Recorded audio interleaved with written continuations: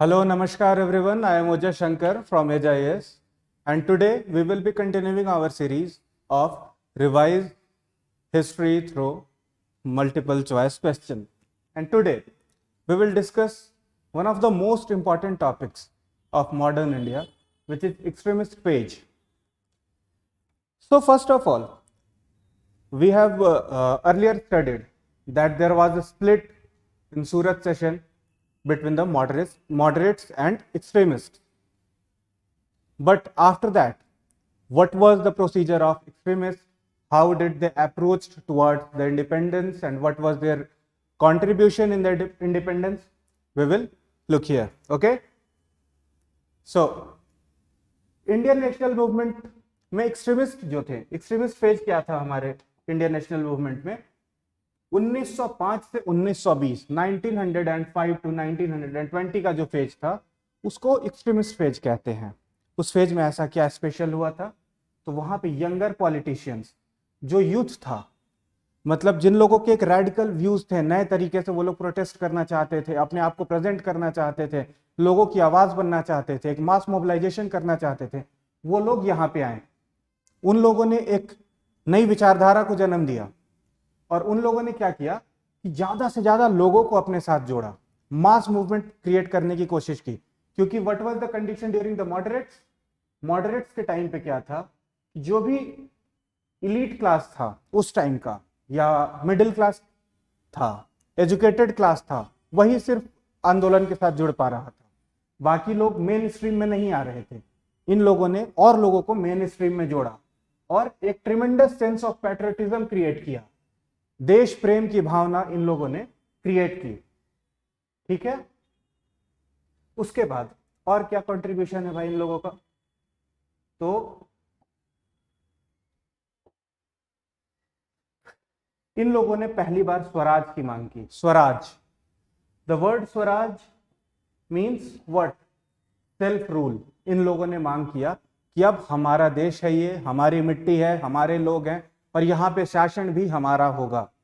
ऐसा ही एक नारा एक और इंसान ने, महापुरुष ने दिया था, छत्रपति शिवाजी महाराज। उन्होंने भी हिंदवी स्वराज का नारा दिया था। मिडिवल में और मॉडर्न के कुछ एरियाज में आपको देखने को मिलेगा। ठीक है, शिवाजी महाराज, इन्होंने भी ये नारा दिया था। इंपॉर्टेंट लीडर्स, सबसे कोई भी जब मूवमेंट स्टार्ट होता है तो उस मूवमेंट के पीछे सबसे पहले थॉट होता है, एक लीडर्स होते हैं जो लोगों को लीड करते हैं उस दिशा में, जिस दिशा में वो मूवमेंट आगे बढ़े, लोग मोबिलाइज हों, जुड़ पाए उन थॉट्स के साथ, लोगों तक अपनी आवाज पहुंचाते थे। उनमें से मेन लीडर कौन से? Lala Lajpat Rai, one of the greatest personalities, Bal Gangadhar Tilak, Bipin Chandra Pal, AK Dutta, Aurobindo Ghosh, VOC Pillai, ये सारे लोगों ने लीड किया एक्सट्रीमिस्ट फेज को। किसने कहा था Swaraj is my birth right and I shall have it? बताइए, ये आप लोग कमेंट सेक्शन में बताएंगे कि who said this famous quote, Swaraj is my birth right and I shall have it. Okay, अब फैक्टर्स क्या थे create this collection of extremist leader? आखिर ऐसा क्या हुआ कि मॉडरेट के जगह पे एक्सट्रीमिस्ट मेन स्ट्रीम में आ गए नेशनलिज्म के पेज में? तो inability of moderates to gain independence from the British. लंबे अरसे से वो लोग प्रेयर, पिटिशन, प्रोटेस्ट टाइप की चीजें कर रहे थे, बट आजादी मिल नहीं पा रही थी, उतने अधिकार मिल नहीं पा रहे थे। इसलिए एक कारण था उनके उदय होने का, उनके राइज करने का। दूसरा, रशियन रिवॉल्यूशन।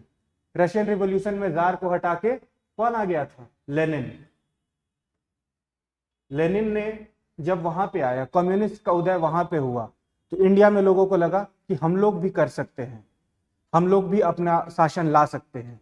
उसने बहुत बड़ा इन्फ्लुएंस डाला था हमारे नेशनल मूवमेंट पे। तीसरी चीज, साउथ अफ्रीका में इंडियंस के खिलाफ प्रीजुडिस हो रहा था, अलग अलग जगहों पे अलग अलग डिस्क्रिमिनेशंस हो रही थी। क्यों? क्योंकि इंडियंस को अलग अलग जगहों पे ब्रिटिश कॉलोनीज में ले जाके उनसे काम करवाया जा रहा था, गिरमिटिया मजदूर के तौर पे ले जाया जा रहा था। ठीक है, तो उस चीज के चलते।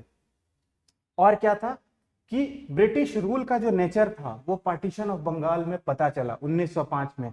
लोगों के सामने ये चीज आई, ब्रिटिशर्स जो है वो इंडियन को सर्व करने नहीं आए हैं, बल्कि वो अपना इंटरेस्ट साबित करने आए हैं। जैसे ड्रेन ऑफ वेल्थ थ्योरी दी दादा भाई नौरोजी ने, उन्होंने भी इस चीज को दिखाया। जी सुब्रमण्यम अय्यर और जो मॉडरेट्स थे उन लोगों ने एक बीज रखा था, एक्सट्रीमिस्ट उसको एक पौधा बना रहे थे। ठीक है, उसके आगे अब इन्होंने क्या मेथड यूज किया? इनका मेथड था सबसे पहला स्वराज, हमें स्वराज चाहिए, सेल्फ रूल की मांग की इन लोगों ने। और क्या? स्वदेशी। इन लोगों ने कहा कि इसी देश में बनेगा, मतलब जो आज हम लोग आत्मनिर्भर भारत की बात करते हैं वो यहीं से स्टार्ट हो चुकी थी, स्वदेशी, अपने देश में अपने देश का सामान। फिर नेशनल एजुकेशन, नेशनल एजुकेशन की बात हुई। नेशनल कॉलेज कलकत्ता में जो बना उसके प्रिंसिपल अरविंदो घोष को बनाया गया, उन्होंने काम किया। और भी जगहों पे अलग अलग लोगों ने काम किया। और क्या? फॉरेन इंस्टीट्यूशंस का बाइकॉट, ये इनका मेन मेथड था प्रोटेस्ट का। ओके, अब उसका इम्पैक्ट क्या हुआ? इम्पैक्ट हुआ कि बाल गंगाधर तिलक जी ने क्या किया कि अलग अलग जगहों पे लोगों को, अब देखिए क्या है कि लोगों को अपने से जोड़ना है, तो अब लोगों को कैसे जोड़ा जा सकता है? जो चीजें कॉमन हो। कॉमन चीजें क्या मिली उस टाइम पे? तो फेस्टिवल्स लाइक शिवाजी महोत्सव, गणपति महोत्सव, इन सारी चीजों को लाया गया। वेस्टर्नाइजेशन और इंडियनाइजेशन के बीच में डिफरेंस बताया गया, हमारे रूट से हम लोगों को अटैच कराया जाने लगा लीडर्स के द्वारा। ठीक है, उसके बाद तिलक जी ने कहा Swaraj is my birth right and I shall have it. मैंने अभी थोड़ी देर पहले पूछा था आप लोगों से। ठीक है, और क्या हुआ कि ब्रिटिश गुड्स का बाइकॉट किया गया। एक्सट्रीमिस्ट लीडर जो थे वो, उन्होंने देखा कि एक जापान जो एशियन कंट्री थी, वो एशियन कंट्री भी एक्सपेंशनिस्ट हो रही है, इंडस्ट्रियलाइज हो रही है, वो उस पर यूरोपियंस कब्जा नहीं कर पा रहे। Japan is becoming powerful day by day. उस चीज से इंस्पायर्ड होके इन लोगों ने क्या किया कि अपने आप को और मोटिवेट किया रिवॉल्यूशन के तरफ। ठीक है, इस तरीके से इन लोगों का प्रोसेस चलता रहा। उसके बहुत सारे इफेक्ट आए, आफ्टर इफेक्ट आए, वो हम लोग क्वेश्चन वाइज डिस्कस करेंगे। कौन कौन से इंपॉर्टेंट इवेंट्स आए थे उसमें, वो सब हम लोग बात करेंगे through multiple choice question. Okay, so here our first question, consider the following statement regarding Surat split of 1907। 1907 के कांग्रेस सेशन में क्या हुआ था? सूरत स्प्लिट। सूरत स्प्लिट किसके किसके बीच में हुआ था? Moderates and extremist. ठीक है, अब इनके बीच में क्यों हुआ था यही पूछा जा रहा है। अब जब हम लोगों के सामने एमसीक्यू आता है तो सबसे पहली चीज हमें क्या करनी है, ये देखना है कि पूछा क्या जा रहा है। करेक्ट, मतलब हमें करेक्ट स्टेटमेंट्स को सेलेक्ट करना है। ओके, तो अब पहला statement, in the Surat session 1907 of Congress the radicals और एक्सट्रीमिस्ट वांटेड लाला लाजपत राय और तिलक एज प्रेसिडेंशियल कैंडिडेट। अब जो एक्सट्रीमिस्ट थे, रेडिकल्स थे, उनके लीडर्स कौन थे? यही लोग थे। तो ऑब्वियसली ये लोग चाहेंगे कि हमारे लीडर जो है वो कांग्रेस के प्रेसिडेंट बने। ओके, दूसरा, रास बिहारी बोस को प्रेसिडेंट बना दिया गया 1907 में। तीसरा, 1907 session of Congress was murdered by leadership dispute. अब यहाँ पे लीडरशिप डिस्प्यूट हो गया था। अब इनमें से कौन कौन सी बात सही है और कौन कौन सी बात गलत? तो correct option is option number C, 1 and 3। क्यों? क्योंकि रास बिहारी बोस को नहीं बनाया गया था कांग्रेस का president. Then who was the Congress president during that time? In 1907 देखिए सूरत स्प्लिट जब हुआ तो गोखले को, यहाँ पे गोखले और सुरेंद्र नाथ बैनर्जी, ये लोग वहां पे मेन लीडर बन के उभरे। और इनके अपोजिशन में तिलक और अरविंदो, इन लोग आए थे। और जब इनकी बात नहीं सुनी गई तो स्प्लिट हो गया। That's why option C is the correct option. Okay,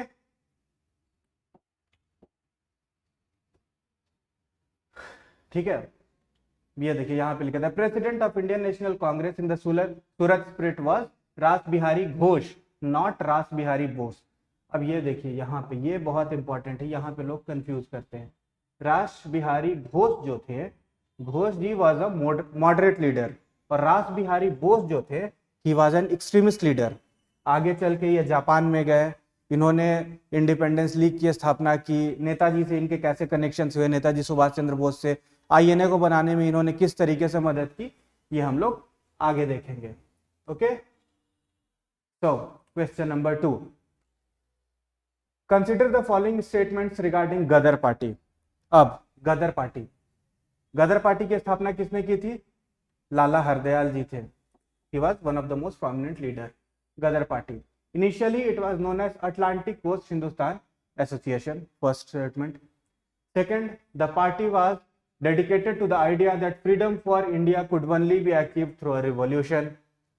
And third, Savarkar ji की किताब, सावरकर जी पे अभी मूवी भी आने वाली है या आ गई होगी एक आध दिनों में, the Indian war of independence 1857 to further message of resistance. अब ऑप्शंस क्या है? 1 ओनली, 2 ओनली एंड 3 ओनली या नन. अब इन तीनों में से कौन सा ऑप्शन सही है? तो correct option is option B. दो ऑप्शंस करेक्ट है. कौन कौन से करेक्ट है ऑप्शंस? पहला, it was known as Atlantic coast Hindustan association. It is wrong statement. So which is the correct statement? Second and third. ये लोग जो थे इनका मानना था कि रिवॉल्यूशन के थ्रू आएगी.